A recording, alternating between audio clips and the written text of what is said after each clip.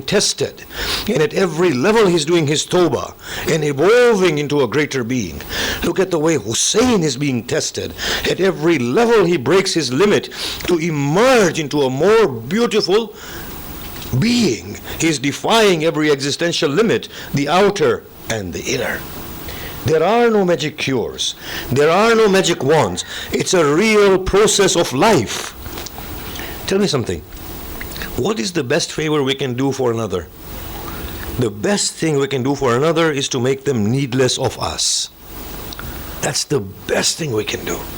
And of course, in business, in charity, we actually employ this particular understanding principle. You know, we say we'll microfinance these people so that they can become self-sufficient, as opposed to giving them charity. Because by giving charity to people and seeing to their needs, we are momentarily relieving their difficulties, but forever we are making them slaves of ours. And that is not a favor, that's defeatist. Or it's like a father that comes to the rescue of his child at all points. What the father doesn't understand is that by not letting go of the finger of the child, he is doing disservice to the child, not a favor. Let the child fall. Let him fall. He will learn how to stand. Don't go and save him. If he makes mistakes, let him bear the consequences. He will grow into a fine young man. If Allah subhanahu wa ta'ala were to answer miraculously, we today would not have found cure for all these diseases, would we?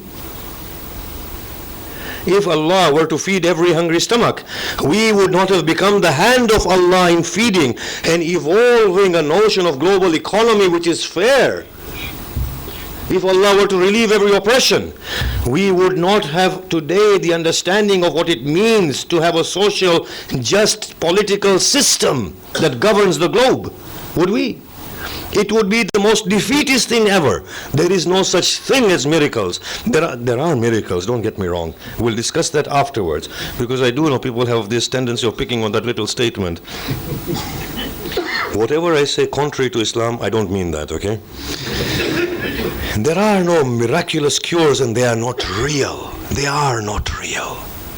To be honest with you, by Allah, for Ali to make the moon dance within the horizon was an easier task than for him to look at Ibn Abdurrahman ibn Muljim, and to say to Hassan and Hussein, untie his hands. Do you not see the fear of death gripping him? And give him the milk that you brought for me. That is difficult. By Allah, for the Prophet to break the moon in two was child's play, was a game, was a little trick. The most difficult thing was when Abu Sufyan and Hind approached him at Fateh Makkah, and for him to say to them, Antum tulaqa, you are free in the way of Allah. That was difficult. That is where you need a true human being who has done his tawbah and evolved into a godly soul, who does not allow his personal prejudice and his restrictions from getting retribution. Breaking the Nile that Moses broke was child's play. But when Allah says to Moses, go to Fir'aun, Moses trembles. And he says, oh Allah, I have killed a person amongst them, and I fear retribution. We will say, Moses, you are still a child, you need little miracles to go and split the Nile for you. But come to our Hussein. 100,000 swords are unsheathed, and he cries out, La hawla wa la quwwata illa billah. He does not invoke Jibrail, nor the help of Mikael. He does not ask the jinn, he does not ask the man. He is a man that stands erect. It is as if he becomes Jibrail and the whole army of God himself. That is the real story. There are no miracles. There is an individual, and the individual is evolving and emerging. Miracles are defeatist in the way that me and you have understood. We want miraculous cures. My dear brothers, when we come to the point of realization, after that, we don't become absolved beings. After that begins the most arduous journey, a most difficult journey, in which the lover tests the beloved. in which the beloved tests the lover, in which Allah tests us. Allahu Akbar. Look at Allah Jalla Jalaluhu. He is such a passionate lover that He cannot withstand anything in the heart of His lover.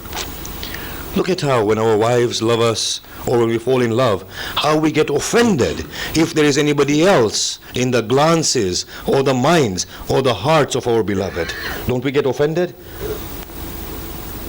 It hurts us more than 1,000 swords cutting us into pieces, doesn't it? Because the one that we love should love us specifically, be focused on us and nobody other than us.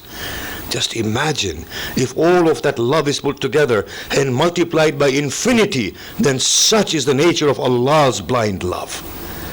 And when a soul begins in its journey, or in its journey to Allah, that blind love wishes to grip it. And every point is more difficult than the one that went before it. There are no magic cures. Once we arrive at the point of realization, we actually embark on a most difficult journey.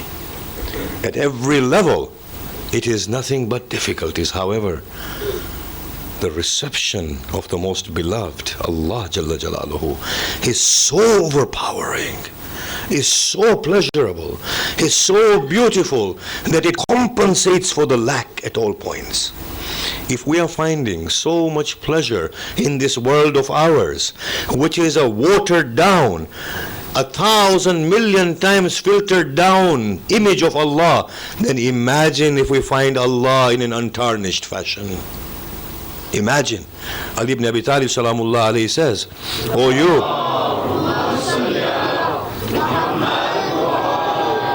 he says, O you who find pleasure in food and drink, if only you would have tasted the pleasure of being abstemious, you would have truly never chewed, you would have truly never eaten a morsel of food after that, if you would have understood the pleasure in hunger and in thirst. Because there you find the true pleasure of all, Allah Jalla Jalaluhu." Now, here we are pointing at one of the cornerstones, which is again a continuous process of spirituality, and that is truthfulness. You see, once we arrive at point zero, we've acknowledged ourselves, then we embark in the process of growth through Allah. And the process of growth through Allah means breaking all boundaries. And these boundaries get harder and more difficult as we approach them. Why? Because the ultimate prize is Allah Jalla Jalaluhu. Imagine. As Imam Khomeini states in one of his works, in the tafsir of that verse, and the one who migrates to Allah and His Prophet and abandons his house, and death befalls him, then Allah is his reward. Allah is his reward. Allah does not say the lofty paradise are the reward. Allah is the reward, not the paradise.